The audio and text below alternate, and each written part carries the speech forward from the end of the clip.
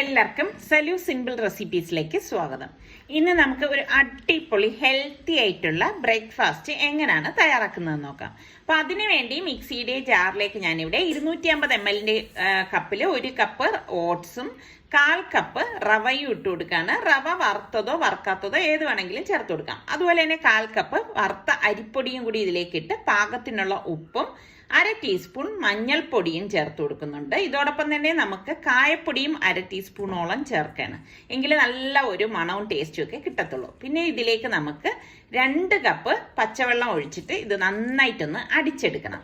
അപ്പൊ ആദ്യം നമുക്ക് ഇതുപോലെ നല്ലതുപോലെ അടിച്ചെടുത്ത ശേഷം ഞാൻ ഇപ്പൊ എല്ലാം നല്ലതുപോലെ അടിച്ചെടുത്തിട്ടുണ്ട്. ഒരു ബൗളിലേക്ക് ഒഴിച്ചു കൊടുക്കാണ്.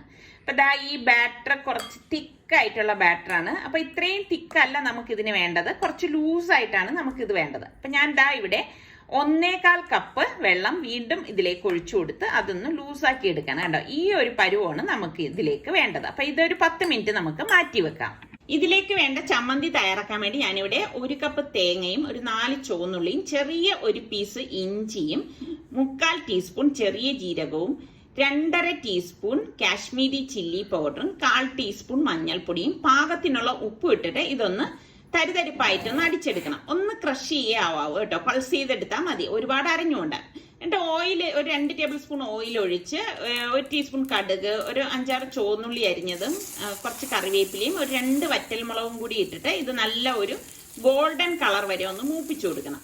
ഇത് മൂത്ത ശേഷം നമ്മൾ ഈ ക്രഷ് ചെയ്ത് വെച്ചിരിക്കുന്ന തേങ്ങയുടെ കൂട്ട് ഇതിലേക്ക് ഇട്ടിട്ട് തീ കുറച്ച് വെച്ചിട്ട് ഒന്ന് ഇളക്കിയെടുക്കണം. ശരിക്കും അപ്പത്തിനും നമുക്ക് ഇടിയപ്പത്തിന്റെ കൂടെയൊക്കെ കഴിക്കാൻ പറ്റിയൊരു ചമ്മന്തി തന്നെയാണ് കേട്ടോ ഇത്. അപ്പൊ ഇതുപോലെ ഒന്ന് ചെറു തീയിൽ വെച്ച് ഒന്ന് ഡ്രൈ ആക്കി എടുക്കുമ്പോഴേക്ക് നമ്മളുടെ അടിപൊളി ചമ്മന്തി റെഡിയാണ്. എന്നിട്ട് നമുക്ക് മറ്റൊരു പാനിലേക്ക് കുറച്ച് ഓയിൽ ഇതുപോലെ ഒന്ന് ബ്രഷ് ചെയ്ത് കൊടുക്കണം. എന്നിട്ട് നമ്മൾ ഈ കലക്കി വെച്ചിരിക്കുന്ന മാവ് ഒന്നും കൂടി ഇളക്കിയിട്ട് വേണം നമ്മൾ ഇതുപോലെ കോരി ഒഴിച്ച് ഈ ദോശ ചുട്ടെടുക്കാനായിട്ട്. അപ്പൊ ഫില്ല് ചെയ്യേണ്ടടുത്തൊക്കെ ഒന്നൊഴിച്ചൊന്ന് ഫില്ല് ചെയ്ത് കൊടുത്താൽ മതി കേട്ടോ. ഇത്രയേ ഉള്ളൂ. അപ്പം ഒരു സൈഡ് റെഡി ആകുമ്പോൾ ഒന്ന് വെന്ത് വരുന്ന സമയത്ത് നമുക്ക് മൂടി വെച്ചു കൊടുക്കാം. എന്നിട്ട് ഞാനിപ്പോ മറിച്ചിടയൊന്നും ചെയ്യുന്നില്ല, ഇതൊന്ന് ഫോൾഡ് ചെയ്തെടുക്കാണ് ചെയ്യണത്. 4 ആയിട്ട് മടക്കിയെടുക്കും കേട്ടോ.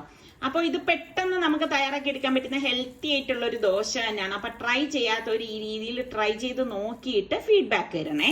അതുപോലെ തന്നെ നമ്മുടെ ചാനൽ കണ്ടോണ്ടിരിക്കുന്നവരിൽ സബ്സ്ക്രൈബ് ചെയ്യാതെ കാണുന്ന ആരെങ്കിലും ഒക്കെ ഉണ്ടെങ്കിൽ നിങ്ങൾക്ക് നമ്മളുടെ ചാനൽ ഇഷ്ടപ്പെടുകയാണെങ്കിൽ ഒന്ന് സബ്സ്ക്രൈബ് ചെയ്ത് ആ ബെല്ലൈക്കൺ കൂടി പ്രസ് ചെയ്യണേ. എങ്കിൽ മാത്രമേ ഞാൻ വീഡിയോസ് ഒക്കെ പോസ്റ്റ് ചെയ്യുന്ന സമയത്ത് നിങ്ങൾക്ക് നോട്ടിഫിക്കേഷൻ കിട്ടുള്ളൂ.